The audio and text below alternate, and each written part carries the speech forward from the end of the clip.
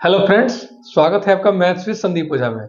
तो दोस्तों, मैं आज इस वीडियो में मोस्ट इंपॉर्टेंट मैथ्स के क्वेश्चन सॉल्व कराने वाला हूं, जो कि आपका प्रीवियस ईयर क्वेश्चन होगा और साथ ही साथ ये क्वेश्चन ऐसा होगा जो पिछले 2-3 साल से कंटिन्यू आपके एग्जाम में आ रहे हैं। ठीक, तो उस वजह से ये काफी इंपॉर्टेंट हो जाता है कि इस साल भी आने की संभावना इसकी ज्यादा है, इसीलिए मैं सॉल्व करा रहा हूँ। हर वीडियो में मैं 5 क्वेश्चन सॉल्व कराता हूँ। तो चलिए हम स्टार्ट करते हैं। ये हमारा पार्ट 15 होगा। ये हमारा पार्ट 15 होगा। इसके पहले मैंने 14 पार्ट में सॉल्व करा दिया हूं। अगर आप नहीं देखे तो हमारे चैनल को विजिट कीजिए या प्लेलिस्ट में जाके देखिए, आपको सारा वीडियो वहीं पे मिल जाएगा। तो चलिए आज का क्वेश्चन स्टार्ट करते हैं। आज का पहला क्वेश्चन है जो आपकी स्क्रीन पे दिख रहा होगा कि दो संख्याओं का मस 18 है, यानी कि दो संख्या है जिसका HCF दिया हुआ है कितना, 18। ठीक, उसके बाद दिया हुआ है कि दोनों संख्याओं का गुणनफल, मान लीजिए कि फर्स्ट नंबर गुना सेकंड नंबर का गुणनफल दिया हुआ है। कितना दिया हुआ है आपका, 12,960। 12,960। तो पिछले 2-3 बैक वीडियो जाइएगा तो इसमें देखिए, इसका काफी आसान एक फॉर्मूला बताया था। क्या होता है फॉर्मूला, पहली संख्या गुना दूसरी संख्या बराबर HCF गुना में LCM। यहां पूछ क्या रहा है हमसे, LCM पूछ रहा है। ठीक है, क्या पूछ रहा है, LCM पूछ रहा है। देखिए क्या क्या दिया हुआ है, HCF दिया हुआ है और दोनों संख्याओं का अलग अलग मान ना देकर इनका डायरेक्ट गुणनफल दे दिया हुआ है। इन दोनों संख्याओं का गुना दे दिया हुआ है 12,960 और हमसे पूछ रहा है LCM। तो बताइए इस फॉर्मूला की हम चर्चा किए थे कि नहीं किए थे। इसीलिए हम बोल रहे हैं कि ये क्लास आपका इसलिए इंपॉर्टेंट हो जाता है क्योंकि आप देखिएगा कि क्वेश्चन का जो पैटर्न है, क्वेश्चन का जो आने का जो तरीका है बिल्कुल सेम है।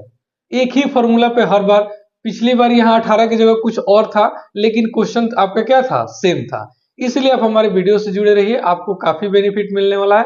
अभी 1 महीने का समय है, 1-1.5 महीने का समय है। आप अगर लगे रहिएगा तो मैथ में 100 में 80 नंबर की गारंटी मेरी होगी। चलिए देखिए, तो क्या है, पहली संख्या और दूसरी संख्याओं का डायरेक्ट गुणनफल दे दिया हुआ है 12,960 बराबर HCF का मान दे दिया हुआ है 18 अगुना LCM हमसे पूछ रहा है। कितना आसान क्वेश्चन है। ये 18 गुना में इधर आ जाएगा भागा में, बटा में 18 बराबर LCM।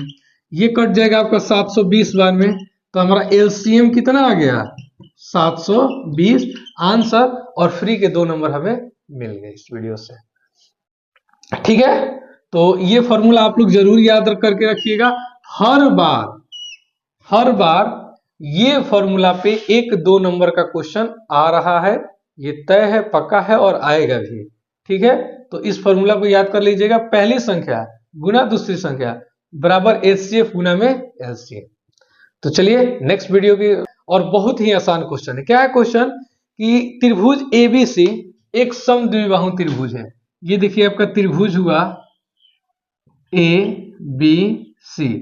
अभी तक ये मुझे पता है, देखिए ये फिगर आपका तुरंत चेंज होगा।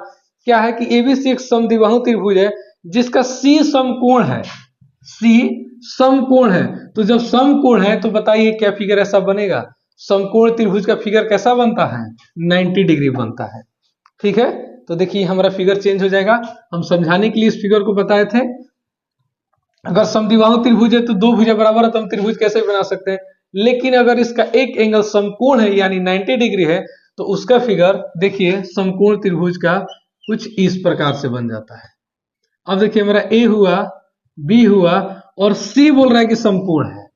अब हम यहाँ B क्यों नहीं लिए हैं, क्योंकि आपके क्वेश्चन में दिया हुआ है कि C जो है समकोण है, मतलब कि C क्या है हमारा 90 डिग्री है। और ये हमारा कैसा त्रिभुज है, ये हमारा समद्विबाहु त्रिभुज है। तो समद्विबाहु त्रिभुज कैसा होता है, जिसकी दो भुजाएं आपस में क्या होती है, बराबर होती है। मतलब कि AC बराबर BC, AC बराबर BC। ये एक चीज इस त्रिभुज से हमें पता चल गया।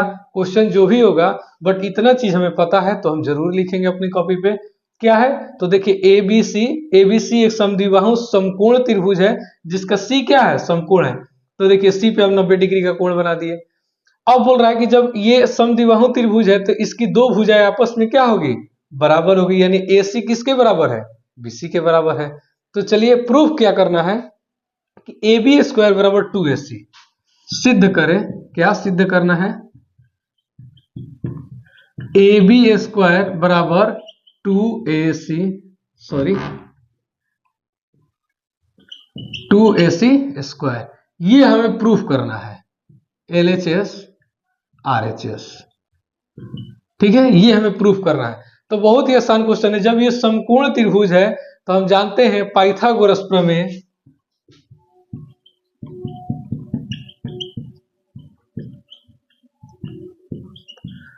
समकोण के सामने की भुजा क्या हो जाती है, हमारी कर्ण हो जाती है। ये हमारा लंब परपेंडिकुलर और ये हमारा बी क्या हो गया, आधार हो गया।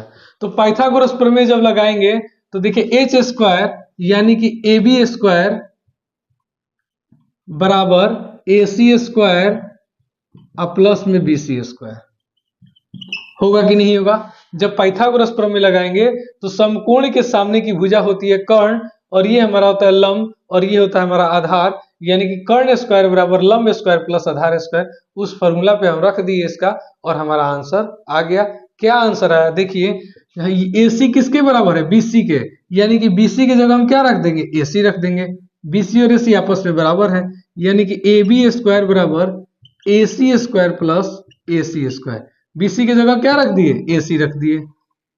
ठीक, तो क्या हो गया, ए बी स्क्वायर बराबर 2ac स्क्वायर, जो कि हमारा क्वेश्चन बन गया, अप्रूव हो गया। 2 नंबर फ्री का मिल गया आपको। कितना आसान क्वेश्चन है। समद्विबाहु समकोण त्रिभुज है, सी समकोण है, तो पाइथागोरस प्रमेय लगा दिए, कर्ण स्क्वायर बराबर लंब स्क्वायर प्लस आधार स्क्वायर। असमद्विबाहु है तो ये दोनों आपस में बराबर है, कर दिया हमारा आंसर। बहुत ही आसान क्वेश्चन है। चलिए नेक्स्ट क्वेश्चन देखते हैं। त्रिकोणमिति का एक नेक्स्ट क्वेश्चन देखते हैं और ये हमारा 5 नंबर का क्वेश्चन है। इसको थोड़ा सा ध्यान से रखिएगा, बहुत ही आसान क्वेश्चन है ये। कुछ नहीं करना है, आपको फॉर्मूला हम बता भी दिए हैं, एक बार फॉर्मूला हम आपको रिवीजन भी करा देते हैं। कॉसेक ए किसका अपोजिट होता है, साइन ए के, मतलब कि कॉसेक ए बराबर 1 में साइन ए होता है। सेक ए किसके अपोजिट होता है, कॉस ए के, यानी कि सेक ए बराबर 1 में कॉस ए। ये हमारा फॉर्मूला होता है, बहुत छोटा सा फॉर्मूला होता है। साइन किसका अपोजिट होता है, कॉसेक का, और कॉस किसका अपोजिट होता है, सेक का। ये हमारा फॉर्मूला है। तो चलिए हम रखते हैं, देखिए इसमें एलएचएस और आरएचएस दोनों को हम सॉल्व करेंगे और हमारा 3 से 4 स्टेप में 5 नंबर आपका फ्री का मिल जाएगा। चलिए देखिए कैसे। कॉसेक के बराबर होता है 1 में साइन ए माइनस साइन ए, तो हमारा पहले से ही है, कुछ नहीं है तो बटा में 1 कर दिए।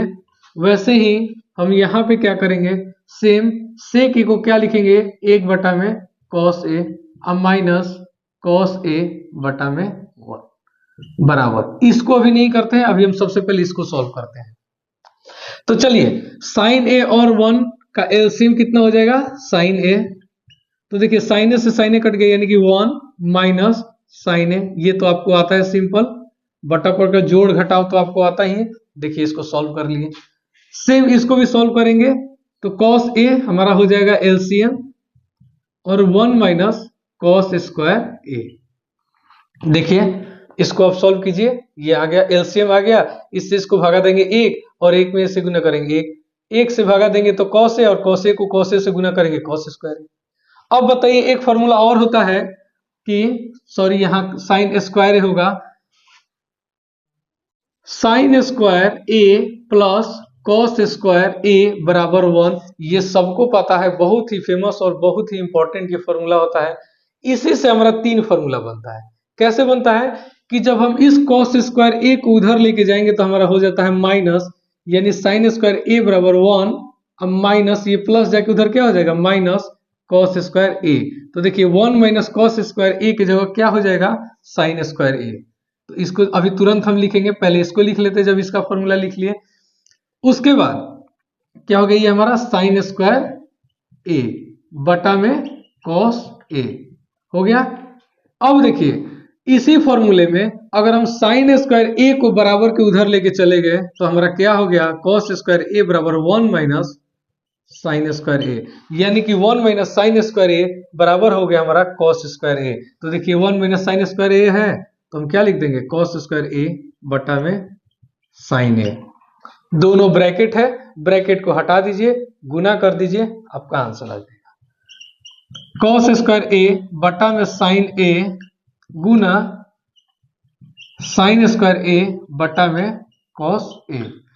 तो देखिए ये दो कॉस है, ये एक कॉस है, तो एक कट गया हमारा, इससे एक साइन कट गया, तो बचेगा क्या, कॉस ए इंटू साइन ए, यानी कि sign A into cos A, sign A into cos A. ये हमारा एलएचएस आया। ठीक, अब ये इस एलएचएस आया, अब हम इधर tan a cot a को लेकर हम आरएचएस को ला देंगे सेम इसके जैसा और हमारा प्रूफ हो जाएगा। बहुत ही आसान है। क्या होता है, तो देखिए tan a का फॉर्मूला क्या होता है, 1 बटा में tan a होता है साइन a बटा में cos a plus cot a क्या होता है, tan का ठीक उल्टा, मतलब कि cos चला जाता है ऊपर, अब बटा में आ जाता है साइन नीचे। ठीक है, अब क्या करेंगे, इन दोनों का एलसीएम लेंगे, तो एलसीएम लेंगे तो देखिए क्या हो जाएगा हमारा sign A into cos A हो गया, दोनों का एलसीएम हो गया sign A into cos A. अब देखिए कॉस ए से इसको भाग लगाएंगे, देखिए ऊपर बटा में 1 है हमारा, इसको ध्यान रखना है, तो कॉस ए से इसको भागा लगाएंगे तो कॉस ए कट जाएगा, बचेगा साइन ए, और साइन ए को साइन ए से गुना करेंगे तो साइन स्क्वायर ए प्लस, अब देखिए ये साइन ए से इसको अगर हम भाग लगाएंगे तो भाग लगाने पे साइन ए कट जाएगा, बचेगा कॉस ए, इस कॉस ए से कॉस ए को गुना करेंगे तो कॉस स्क्वायर ए बचेगा बराबर 1 बटा में, ये एक ऊपर बटा में है, इसको आप लोग थोड़ा सा ध्यान रखिएगा, कंफ्यूज मत कीजिएगा। ठीक है, तो 1। अब बताइए, अभी फॉर्मूला आपको बताया मैं, साइन स्क्वायर ए प्लस कॉस स्क्वायर ए बराबर क्या होता है, 1 होता है। तो देखिए तो साइन स्क्वायर ए प्लस कॉस स्क्वायर ए 1 हो जाएगा, यानी कि 1 बटा में 1 बटा sign A into cos A. ठीक है, अब देखिए ये साइन ए कहां ऊपर चला जाएगा, ऊपर गुना में चला जाएगा, क्यों, क्योंकि देखिए 1 बटा के ये बटा में है, तो इसको जब हम ऊपर ले जाते हैं तो ये उल्टा हो जाता है, यानी कि हर वाली चीज अंश में चली जाती है और अंश वाली चीज कहां आ जाती है, नीचे आ जाती है, यानी कि 1 में गुना कर देंगे तो हमारा सेम ही आ जाएगा, sign A into cos A गुना में 1 बटा में 1, इसका कोई मतलब ही नहीं है। देखिए हमारा आ गया आरएचएस, एलएचएस बराबर आ गया, और हमारा क्वेश्चन क्या हो गया, प्रूफ हो गया। बहुत ही आसान क्वेश्चन है, ये 5 नंबर का आता है। अगर आपको समझ में, आप यहाँ थोड़ा सा कंफ्यूज किए होंगे, ये ऊपर बटा में 1 है तो इसको थोड़ा सा ध्यान से लिखे हम। अब देखिए 1 बटा में ये पूरा है, ये ऊपर जाएगा तो क्या हो जाएगा हमारा, हर अंश में चला जाता है और अंश हर में आ जाता है। तो आ गया हमारा आंसर, एलएचएस और आरएचएस बराबर हो गया। अगर नहीं समझ में आया तो एक बार बैक करके और इन सब फॉर्मूला को आप याद कर लीजिए, ये सब फॉर्मूला आपको बहुत काम आने वाला है। त्रिकोणमिति से 15 क्वेश्चन तक ही आते हैं, तो थोड़ा सा ध्यान से रखिए आप लोग, और फॉर्मूला को नहीं नोट डाउन किए तो नोट डाउन कर लीजिए। चलिए नेक्स्ट क्वेश्चन देखते हैं। तो चलिए नेक्स्ट क्वेश्चन है, नेक्स्ट क्वेश्चन जो कि आपका 5 नंबर का है, ये भी देखिए लॉन्ग है क्वेश्चन और बहुत ही आसान क्वेश्चन है। और आपको ये बता दें कि अगर आप हमारे रेगुलर वीडियो को देखते हैं तो ये क्वेश्चन बिल्कुल एक किसी साल आया हुआ क्वेश्चन था, थोड़ा सा इसमें परिवर्तन है। तो देखते हैं क्या है, कि बोल रहा है कि ए की उम्र बी की उम्र की 5 वर्ष पूर्व, सॉरी क्वेश्चन है आपका, 5 वर्ष पूर्व ए की आयु बी की आयु से तिगुनी थी। तो चलिए, ना हमें ए की उम्र पता है ना हमें बी की उम्र पता है, तो सबसे पहले हम इनका उम्र मान लेते हैं, जैसा कि हम मैथ में जानते ही हैं। माना ए की आयु बराबर x वर्ष, ठीक है, वैसे ही माना बी की आयु बराबर y वर्ष, इन दोनों का उम्र हम मान लिए। तो चलिए, जैसे आज आपकी उम्र 15 साल है, तो देखिए ये हमारी वर्तमान उम्र है। तो अगर आज आपकी वर्तमान उम्र 15 साल है, तो बताइए कि 5 साल पूर्व आपकी उम्र क्या रही होगी, तो 10 वर्ष रही होगी। क्यों? क्योंकि पूर्व में जाते हैं तो हम माइनस कर देते हैं उम्र में, और बाद में जाते हैं तो प्लस करते हैं। जैसे आज से 5 साल बाद आपकी उम्र क्या रहेगी, तो अभी आपकी जो करंट उम्र है उसमें हम 5 वर्ष क्या करेंगे, जोड़ देंगे।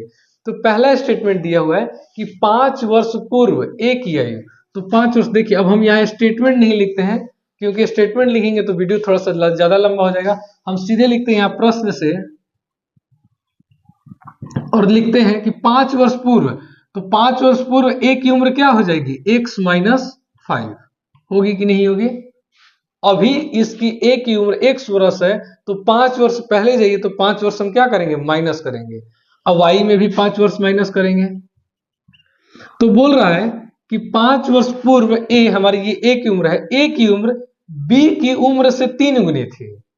अब बताइए कि इन दोनों को बैलेंस करने के लिए, बराबर करने के लिए, चूंकि ये 5 वर्ष पूर्व जो ए है ये बी से 3 गुना ज्यादा है, तो अब इक्वेशन को बराबर करने के लिए हम गुना 3 इसमें करेंगे। बहुत लोग गुना इसमें 3 कर देते हैं, और जो कि गलत आंसर आ जाता है हमारा।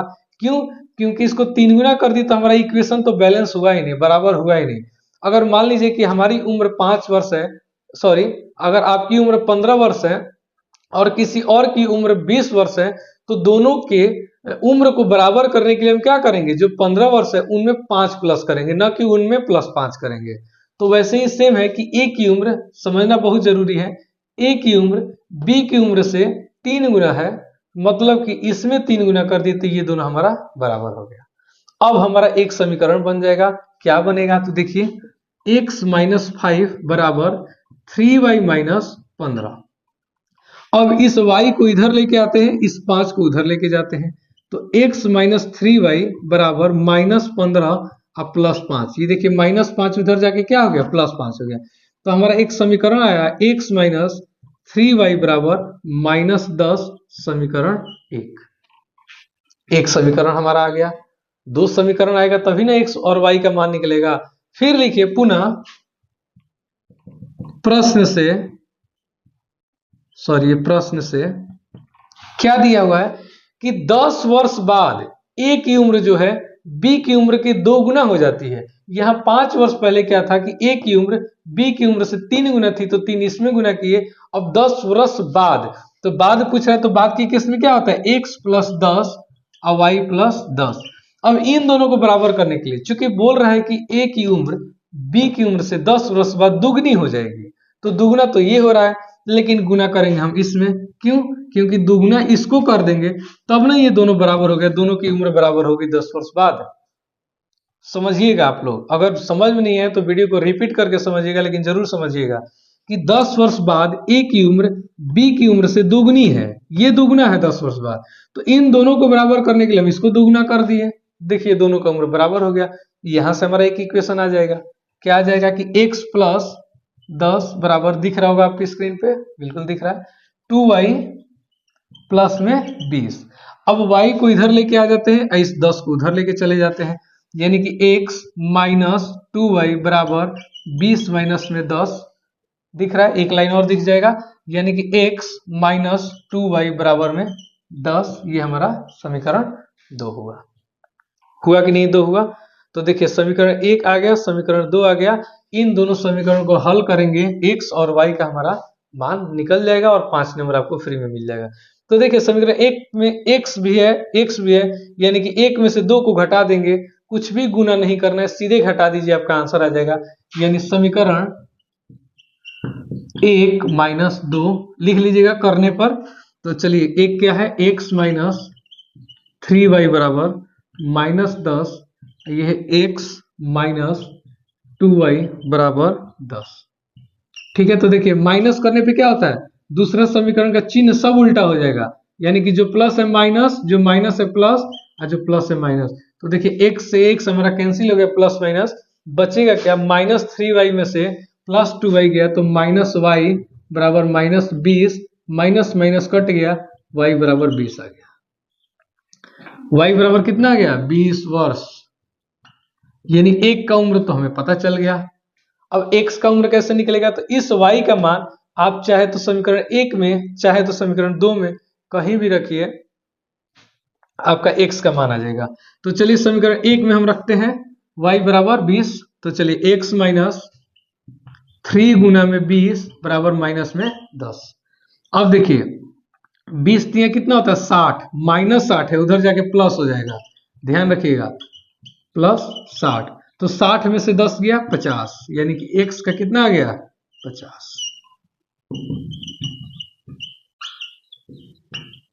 आंसर बहुत ही आसान क्वेश्चन था, जो कि आपको देखिए इतना ही स्टेटमेंट इसमें आ गया आपका x का मान 50 और y का मान 20, जो कि आपका क्या हो गया आंसर हो गया। चलिए नेक्स्ट क्वेश्चन देखते हैं। नेक्स्ट क्वेश्चन हमारा है एपी का है, बहुत ही आसान क्वेश्चन। एपी ज्ञात करना है, इसमें क्या करना है एपी का क्रम ज्ञात करना है। दिया क्या क्या है, तो एपी ज्ञात करने के लिए हम सबसे पहले क्या चाहिए ए और डी, तभी हम एपी लिख सकते हैं। ए और डी यानी कि प्रथम पद और सार्वअंतर पता हो तभी हम एपी लिख सकते हैं। अब दो चीज दिया हुआ है आपके प्रश्न में, क्या दिया हुआ है दोनों चीज को मैं लिख दिया हूं कि पांचवा पद का मान दिया हुआ है 15, तीसरे और आठवें पद का योग दिया हुआ है 34। तो बहुत ही आसान क्वेश्चन है। देखिए पांचवा पद, तो पांचवें पद का फॉर्मूला होता क्या है a प्लस में 4d बराबर 15, ये हमारा समीकरण 1 आ गया डायरेक्ट, a प्लस में 4d बराबर 15। अब देखिए तीसरे पद और आठवें पद का योग दिया हुआ है 34, यानी कि इसको हम यहां पे लिख देते हैं। तीसरा पद यानी कि a प्लस में 2d प्लस आठवां पद होता है a प्लस में 7d बराबर 34। ये तो सबको फॉर्मूला पता है। अगर पहला पद a होता है, दूसरा पद a प्लस डी होता है, तीसरा पद a प्लस 2d होता है, यानी कि जितना पद लिखना है उसमें से एक कम d में गुना करके a को जोड़ देते हैं, हमारा वो पद आ जाता है। तो देखिए इसका दिया हुआ था a और a 2a 2d और 7d 9d बराबर 34, ये हमारा दूसरा समीकरण। अब समीकरण 1 और 2 को सॉल्व करेंगे तो बताइए a और d आएगा कि नहीं आएगा, आसानी से आ जाएगा। तो समीकरण इसको हल करने के लिए देखिए यहाँ a है यहाँ 2a है, यानी कि समीकरण 1 में 2 से गुना कर देंगे तो देखिए हमारा क्या आता है, यहां लिख देते हैं समीकरण 1 में 2 से गुना कर समीकरण, सॉरी यहां लिख दीजिए अच्छे से, समीकरण 2 को घटाने पर, ये थोड़ा सा लिख दीजिएगा, हम कहीं कहीं इसको छोड़ देते हैं, मिस कर देते हैं समझाने के लिए क्योंकि टाइम लग जाता है। समीकरण 1 में 2 से गुना कर समीकरण 2 को घटाने पर, तो देखिए 2 से गुना करेंगे तो कितना हुआ 2a प्लस में 4 दूनी 8d बराबर में 30। अब समीकरण 2 को लिखेंगे 2a प्लस 9d बराबर में 34। अब इसको क्या करना है घटा देनी है, दिख रहा होगा आपको, यानी कि घटाने में के लिए हम क्या करते हैं सबका चिन्ह उल्टा, यानी कि जो प्लस है माइनस, जो माइनस है प्लस। अब 2a से 2a कैंसिल हो गया, -9 अब +8 आपका आ गया -d बराबर, ये 34 में से 30 गया -4, यानी कि माइनस माइनस कट के d बराबर 4। दिख रहा होगा आपको d का मान कितना आ गया, d का मान हमारा आ गया 4। अब बस a का मान निकालना है, तो इस d का मान समीकरण 1 में या समीकरण 2 में कहीं भी रखिए आपका आंसर आ जाएगा। चलिए समीकरण 2 में रखते हैं 2a प्लस 9 गुना 4 बराबर 34। तो देखिए 2a बराबर 9 चौका 36 होता है, उधर 34 है और ये 36 उधर जाएगा तो माइनस में हो जाएगा, तो 2a बराबर 34 -36 तो -2, 2 से 2 कट गया, यानी कि a बराबर -1। a का मान कितना आ गया -1 आ गया। तो लीजिए हमारा AP का आ गया। AP का फॉर्मूला क्या होता है a plus d a plus 2d, ऐसे ही क्या होगा बढ़ते चला जाएगा। तो देखिए a का मान कितना है -1, तो -1, a प्लस d तो -1, आप प्लस में 4 करेंगे तो 4 में से कितना हुआ 3, a प्लस 2d यानी कि -1 अब प्लस 2 गुना में 4, तो 4 दूनी 8 में से 1 गया 7। ऐसे ही हम AP लिख देंगे और हमारा आंसर आ जाएगा। तो AP लिख दिए a plus d a plus 2d, ऐसे ही आगे बढ़ जाएगा, यानी -137 आपका AP हुआ, जो कि आसान क्वेश्चन था, 5 नंबर का क्वेश्चन था। तो चलिए इस वीडियो में इतना ही। अगर वीडियो पसंद आया हो तो हमारे चैनल से जुड़े रहिए। अगर आपको किसी भी प्रश्न से या कुछ और आपको एक्स्ट्रा स्टार्ट करना हो, जैसे मैं साइंस का एक सीरीज स्टार्ट किया हूँ जिसमें केवल ऑब्जेक्टिव क्वेश्चन रहेगा, डेली 25 प्रीवियस ईयर का क्वेश्चन रहेगा जो कि एग्जाम में कंटिन्यू आ रहे हैं। आज से वीडियो आपको मिलेगा वो। तो अगर चैनल से या वीडियो से क्वेश्चन से कोई भी डाउट हो तो आप कमेंट में जरूर बताइएगा। धन्यवाद।